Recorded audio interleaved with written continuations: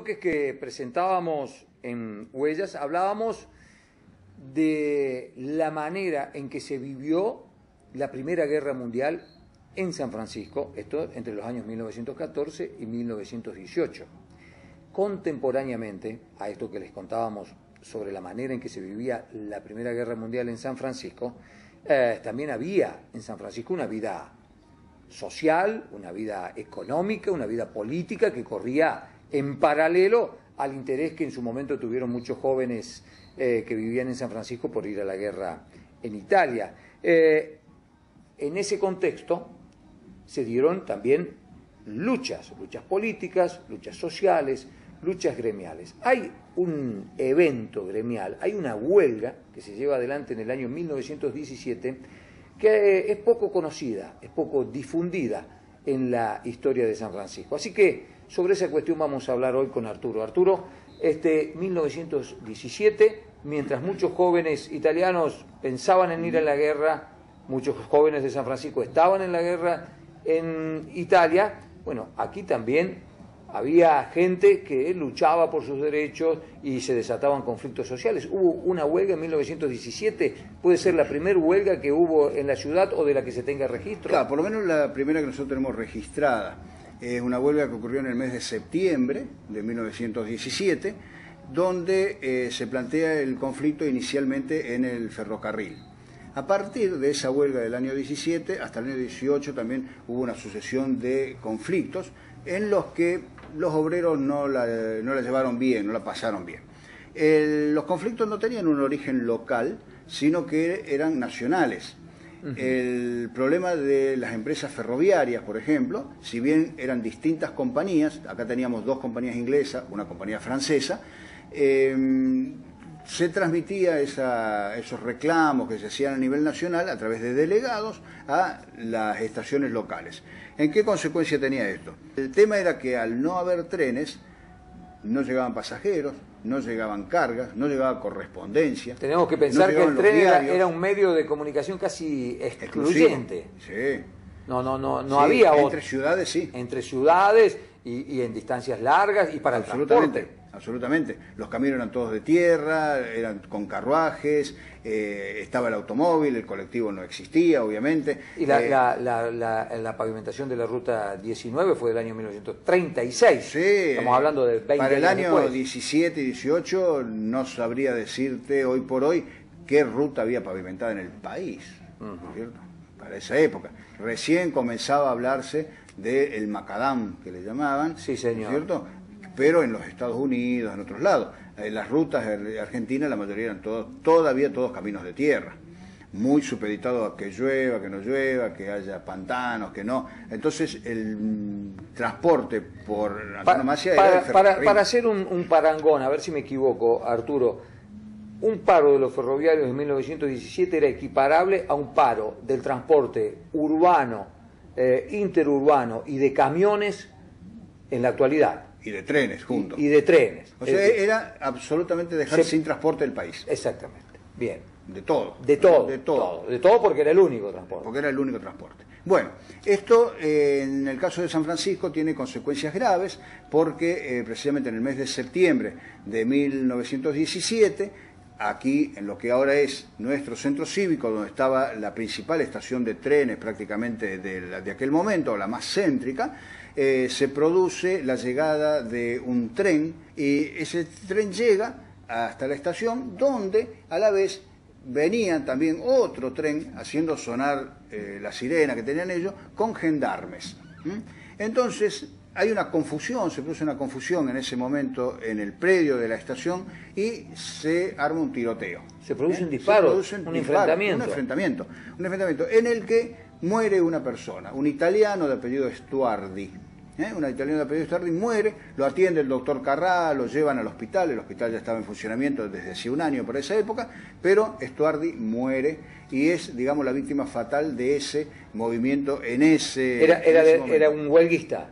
Era un vecino de la ciudad, que pasaba por el lugar, porque si tengamos en cuenta que cuando pasaban estas cosas, la curiosidad de la gente llevaba a que vayan a los lugares donde ocurrían los acontecimientos, y esta persona recibe un disparo, ¿no es cierto? Un impacto de bala, que no se sabe tampoco quién lo hizo, y la persona muere.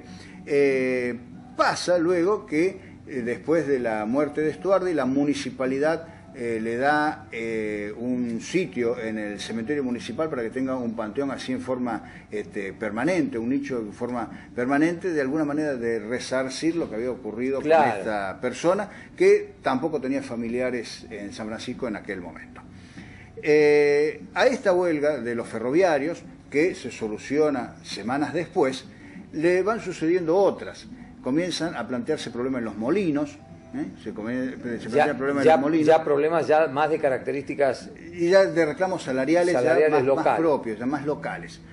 En ninguno de los dos casos, tanto del molino Meteoro, ni lo que era molino Ríos de la Plata, que es donde está el Colegio San Martín en este momento, tienen respuesta favorable los obreros.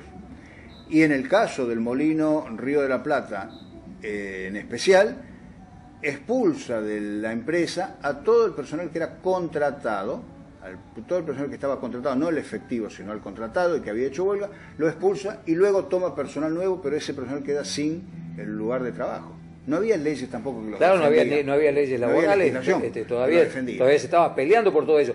Los que impulsaban las huelgas en aquel momento eran fundamentalmente, tenían un sesgo muy ideológico porque pertenecían a partidos políticos, movimientos políticos. Claro, el que los acompañaba era el Partido Socialista. El socialismo. El socialismo. Pensemos, 1917 recién se producía, todavía no se había producido en septiembre porque estamos hablando de octubre. En octubre se producía la revolución bolchevique. En Rusia, exactamente. En Rusia, exactamente. Y ahí comienza la expansión después del comunismo. Bien. Que en San Francisco tuvo una repercusión muy pobre siempre, ¿no es cierto? El comunismo, digamos, siempre estuvo todavía un poco detrás de lo que era el socialismo, o sea, no caló fuerte el comunismo en San Francisco, si bien hubo comunistas y hubo candidatos a concejales. Pero esta huelga de 1917 era impulsada por el socialismo. El socialismo, y acá en San Francisco estaba lo que era el centro socialista, se llamaba. No era el partido socialista, sino el centro socialista. Y de ahí surgían también candidatos a concejales, en fin. Me decías que hubo otros gremios en conflicto. Y otros gremios en conflicto, bueno, estaban los fideros, sí. ¿No es cierto? Los fideros, en el caso concretamente de la fábrica de Viaba y Tampieri, que tampoco tuvieron ninguna satisfacción, pero fueron los únicos que emitieron un documento de la huelga, donde planteaban por qué hacían la huelga, por qué no les alcanzaba el dinero, por qué sus familias, ¿no es cierto?, tenían necesidades a raíz de bajos sueldos. Y ahí tenemos el testimonio gráfico. Claro, ¿no es cierto? Ahí está, o sea que fueron los únicos que se organizaron como para emitir un documento, y cuando termina después la huelga, pese a que termina mal, ellos le agradecen al jefe político. El jefe político era la autoridad máxima de la provincia en el departamento San Justo. Sí, tenía un poder muy fuerte. Y era el que manejaba la policía también. No explican por qué le agradece, pero yo supongo que como él era la persona que tenía la policía a su disposición, a su cargo, no le habrá mandado a reprimir las marchas y las manifestaciones que ellos hacían. Entonces termina la huelga, no consiguen absolutamente nada, pero le agradecen al jefe político eso. Y el otro caso era también en La Calera, teníamos la fábrica de cal, claro. La Calera de Patruco, donde también los obreros pedían una mejora salarial, pero la respuesta de la empresa fue que en razón de que ellos no necesitaban ningún personal especializado, la persona que trabajaba en el lugar no tenía que tener ninguna capacitación, o sea, directamente que era un trabajo bruto y sin ninguna necesidad de instrucción, lo que le pagaban estaba bien pago. Esa fue la respuesta que dio la empresa. Estamos hablando de unos 45 pesos mensuales. Durísimo, ¿no? Porque pensemos que no estaban las 8 horas, no había aguinaldo, no había vacaciones, es decir, las condiciones laborales eran pésimas. Claro, y un trabajo muy duro, muy fuerte. Y un trabajo muy fuerte, y eso se reflejaba en la ciudad, donde ya había reacción social. Exactamente. Precisamente Girán Rodríguez fue un poeta que hubo en San Francisco, en una época fue redactor del diario La Voz de San Justo, en otro momento fue funcionario municipal de Trigueros de Godoy, pasados los años, y Girán Rodríguez saludaba de alguna manera a través de las páginas del entonces semanario el hecho de que surgía una conciencia social de los trabajadores en San Francisco, pero alertaba que, dice, ojalá esto sea para bien, para conseguir mejoras sociales, y no sea algo que se extralimite y nos lleve a consecuencias, dice, que después tengamos que lamentar. Eso es lo que ponía Girán Rodríguez en aquella época. Bueno, años después tuvimos la huelga del año 29, pero entre medio todavía hubo otros movimientos bastante... Que ya lo vamos a repasar. Sin duda, lo que decía Girán Rodríguez, de lo que él decía, lo que sucedió es que, bueno, finalmente después de mucha lucha y de sangre que corrió, las mejoras sociales fueron llegando, gracias a Dios, ¿no? Bien, la huelga de 1917, de septiembre de 1917, la primera huelga de que tenemos registro en San Francisco, es lo que estuvimos repasando en este bloque.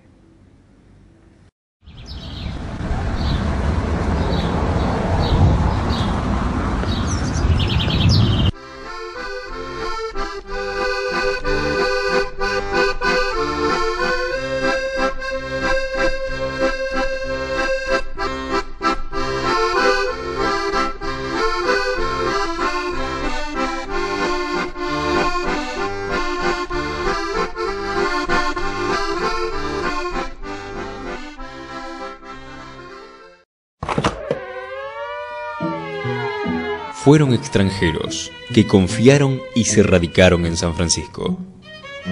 Fueron argentinos que trabajaron para hacer un San Francisco mejor. Fueron sanfrancisqueños que se prodigaron para hacer trascender a su ciudad.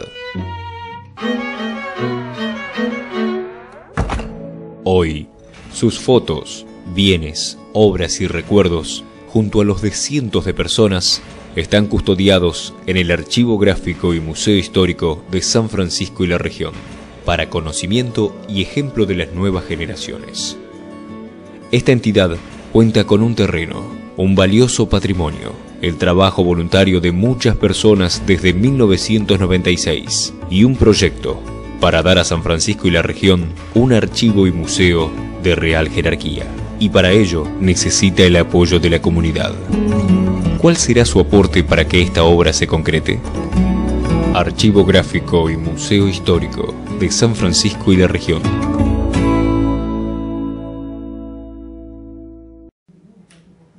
Uno de los aspectos apasionantes de la historia de nuestra ciudad tiene que ver con la política.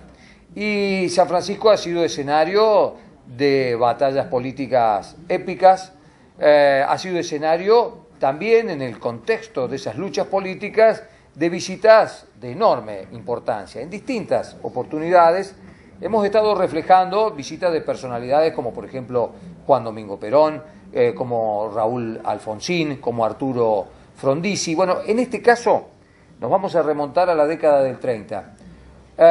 San Francisco fue escenario de la visita de un hombre que había sido presidente y que ahora estaba en plena lucha electoral. Nos referimos al doctor Alvear.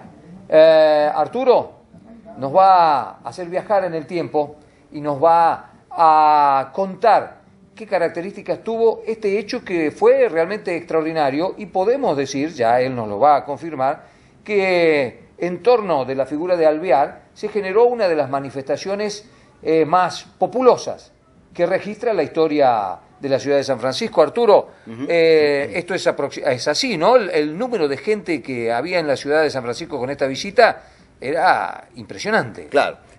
Bueno, como siempre, los organizadores daban una cantidad mayor, los opositores era menor. No obstante, esta fue una visita que se produjo acá a San Francisco el 20 de octubre de 1935. Contanos antes quién era este personaje, ¿no es cierto? Porque estamos hablando de un expresidente radical. Claro, Marcelo Torcuato de Alvear. Exacto. Marcelo Torcuato de Alvear era en ese momento el líder del radicalismo en la Argentina. Había sido presidente, la serie de los gobiernos radicales había empezado en 1916 al 22 con Irigoyen, del 22 al 28 con Marcelo T. de Alvear, después Irigoyen hasta el golpe de Uriburu. Y en este momento era presidente el general Agustín P. Justo, que era un militar que que había llegado al gobierno por elecciones, pero con una alianza, ¿no es cierto?, que era la Concertación, que tenían los radicales impersonalistas, que eran los que se oponían a Irigoyen, un sector del socialismo y también otra parte del Partido Demócrata Nacional, que era el PAN. Elecciones que, para variar, estaban muy teñidas, sí, muy de haber sido cuestionadas, fraudulentas, por su transparencia, ¿no es claro, cierto? precisamente de ahí viene, ¿no es cierto?, lo de la década infame en los años 30, de los años 30, que corresponde a este periodo, que termina después, ¿no es cierto?, ya con el presidente Ortiz, y bueno, y el golpe del 43 después. Pero te decía, esta visita de Marcelo Alvear, Torcuato de Alvear, líder de una fracción del radicalismo, que llega a San Francisco para apoyar a la fórmula de gobernador y vice, que eran Amadeo Sabatini, Alejandro Gallardo, que era un médico de Saturnino María Laspiur, que iba como candidato a vicegobernador y que efectivamente resultaron elegidos en el mes de octubre. Y en el mes de noviembre se iban a realizar en San Francisco las elecciones para intendente, donde iba como candidato a intendente precisamente Raúl Guillermo Villafañe. Claro. Un acérrimo opositor, el intendente de ese momento, que era Serafín Trigueros de Godoy. Trigueros de Godoy buscaba una nueva elección. Una reelección más, ¿no? Porque ya había sido reelecto en otras oportunidades. Y el mismo día en el que llega Alvear a San Francisco, el Partido Demócrata de San Francisco hace su convención y designa como candidato a intendente a Salvador Leiva, que a la postre en las elecciones resulta después tercero. Tercero, bien, una elección de tres. Claro. Si uno registra en la historia, digamos, la composición política de San Francisco normalmente genera tres fuerzas políticas en cada elección. En disputa en cada elección, ¿no? Y está bastante pareja, porque en definitiva cuando se hace la elección de Villafañe gana por 311 votos y en los padrones votaban nada más que los varones en esa época todavía. Sí, señor. En los padrones nacional gana Villafañe bien, pero el triunfo dentro de los extranjeros que votaron ganó Trigueros de Godoy. En la suma de votos, evidentemente, había una diferencia de 311 votos a favor de... Una elección ajustada. Ajustada para la época, de Villafañe sobre Trigueros de Godoy, y el demócrata, que era Salvador Leiva, es una persona que quedó en tercera ubicación. Entonces Marcelo Torcuato de Alvear llega a San Francisco con dos misiones: apoyar a Sabatini para la gobernación y para a Villafañe para la intendencia. Para la intendencia.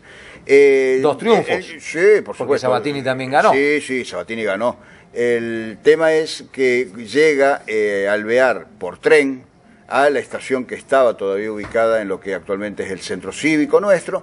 Ahí es recibido por una numerosa cantidad de gente, se estiman unas 6.000 personas en ese lugar, y es recibido precisamente por Augusto Buero, que era el líder del radicalismo de todo el departamento de San Justo, durante muchísimos años. Incluso Augusto Buero, aparte de haber sido momentáneamente intendente de San Francisco, fue en otro momento también diputado nacional. Claro.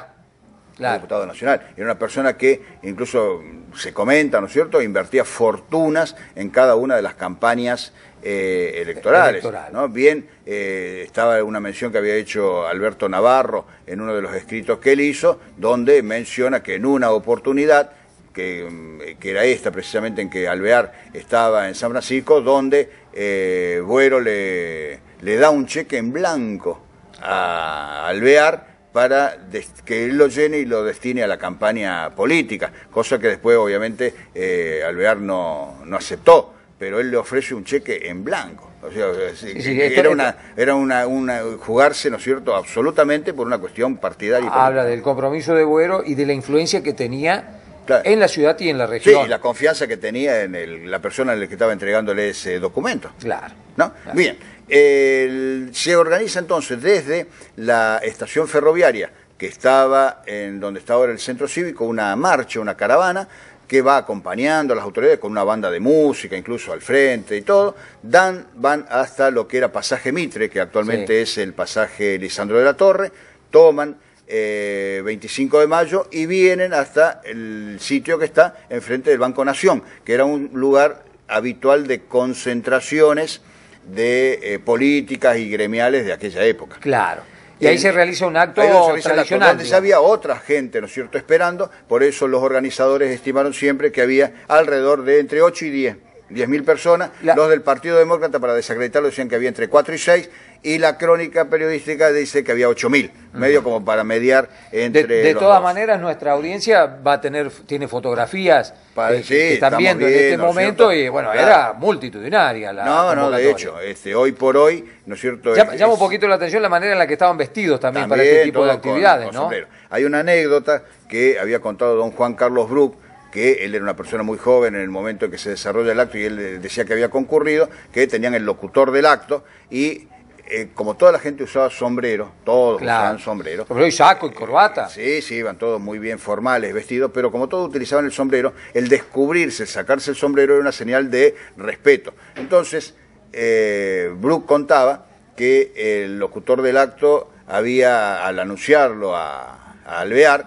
él invita, dice, se descubre el pueblo, dice, ante el gran republicano que nos visita, en fin, y entonces dice que Alvear, que era una persona muy grande físicamente, lo aparta, ¿no es cierto?, así bastante bruscamente, y dice, no, dice, el que se descubre, dice, es el político ante su pueblo. Claro, eso fue una ovación, dice Bruc, que los compra todos. Dice, él no sabía Bruc, dice, si eso fue armado o si ocurrió realmente por iniciativa del locutor, que él le pedía que la gente se quite el sombrero ante la presencia de Alvear, pero no, el que se quitó el sombrero fue Alvear. Una reacción muy inteligente que habla muy bien de la capacidad de escenificación que tenía, por supuesto, este líder político de carácter nacional, ¿no es bien, cierto? Acá entonces en San Francisco él hace un discurso donde apoya evidentemente tanto a Sabatini como a Villafañe, pero la crónica periodística dice que el mejor discurso de la tarde estuvo a cargo de Villafañe, que era el candidato a intendente, porque lo de Alvear era previsible, lo de Sabatini fue una enumeración de proyectos,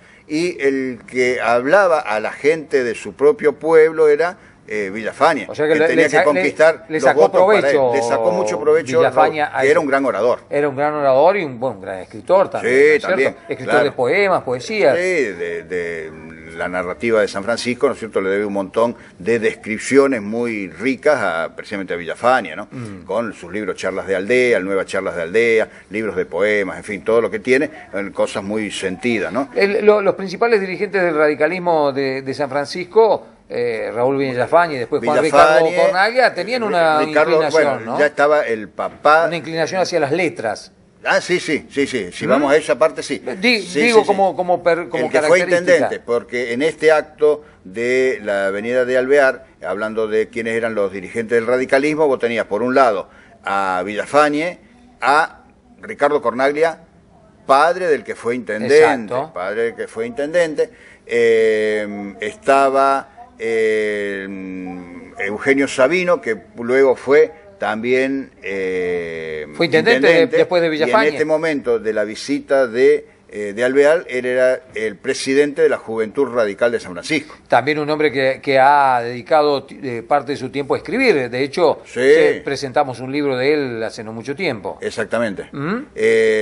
Bueno, así que esta era un poco la composición que había, bueno, y una lista de dirigentes grandísima, donde es interesante verla, porque hay algunos nombres de esas listas del radicalismo del 35 que 11 años después, con el surgimiento del laborismo en San Francisco, aparecen en las listas, en las primeras listas del Partido Laborista en San Francisco, que era el surgimiento del peronismo. Son las simientes de lo que fue el peronismo. Claro. Muchos radicales que se pasan al peronismo. Y había otros dirigentes departamentales que estaban, ¿no es cierto?, participando de esto, como, por ejemplo, Rómulo Cunio Vecini. Claro, un hombre de Devoto. Que es de Devoto. Bueno, que fue una personalidad muy grande. Tristán Pascasas, que había sido intendente de San Francisco y luego durante el gobierno de Sabatini fue jefe de la policía de la provincia. Otro hombre muy dedicado al tema de las letras. También. Que ha dejado mucho escrito. Dejó mucho escrito. O sea, el político de aquel momento dejaba mucho testimonio escrito. Es más, Alvear deja en un escrito, y está la fotografía de cuando él está haciendo su escrito, un testimonio que La Voz de San Justo lo publica y se vanagloria de alguna manera de titular muy grande, decir que Alvear a través de las páginas de la web de San Justo, mandaba un mensaje al país, claro, que es un escrito muy chico, donde Alvear insta a pensar mucho el voto que se iba a emitir en las próximas elecciones, tanto las provinciales como las municipales y luego las que vengan como nacionales, porque la situación política en el país no estaba del todo clara, estaba bastante enrarecida también. Claro. Y bueno, es el año en el que precisamente matan en el Senado de la Nación a Enzo Bordavere, claro, que se atenta contra Alessandro de la Torre. Fue el año en el que, bueno, históricamente muere Carlos Gardel también, claro, nada que ver con política, pero es un hecho histórico que marca también ese año. Son esas épocas en las que, bueno, y San Francisco se aprestaba e iba rumbo a la celebración de sus 50 años. Claro. O sea, un pueblo absolutamente nuevo, joven. Claro, ¿no? Al año siguiente. Al año siguiente, en el año 36. Arturo, Alvear, además de este acto político, ¿tiene algún otro tipo de actividad? ¿Se usaba en esa época hacer almuerzos? Sí, hacer un banquete grandísimo que se sirve en la sala del Teatro Colón. Ajá. O sea, el Teatro Colón era un cine donde las butacas se movían, o sea, se podían retirar. Entonces, en el Teatro Colón es donde se sirve un almuerzo, donde hay nuevos discursos, por supuesto, y bueno, donde hay fotos muy interesantes, precisamente de Augusto Buero, con Villafañe, con Alvear, con Sabatini, con Gallardo, y donde, bueno, una concurrencia absolutamente, digamos, de varones, y donde hay algunas fotografías en las que la presencia de las mujeres estaba dada en los balcones de lo que era el teatro. Perfectamente separados, hombres de mujeres. Y hombres de claro, mujeres. La mujer no era un objeto de interés político en esa época porque obviamente no votaban. No votaba. Así que bueno, ese fue un poco el recuerdo de ese paso, ¿no es cierto?, que tuvo este expresidente de la Argentina, San Francisco, pero lo importante era el poder de convocatoria que los partidos políticos también tenían en actos públicos. Hoy es mucho más difícil llevar a gente a actos públicos, han cambiado las formas de comunicación, ¿no es cierto?, los medios también de comunicación, claro. Entonces todo se hace, digamos, de una manera diferente. Y antes también la gente era muchísimo más expresiva, me parece, en esas cosas, ¿no? Se manifestaba más públicamente acá o en otros lugares, tanto para un político como para un deportista, para un artista, cuando llegaba, el afecto que se le hacía llegar era mucho más intenso.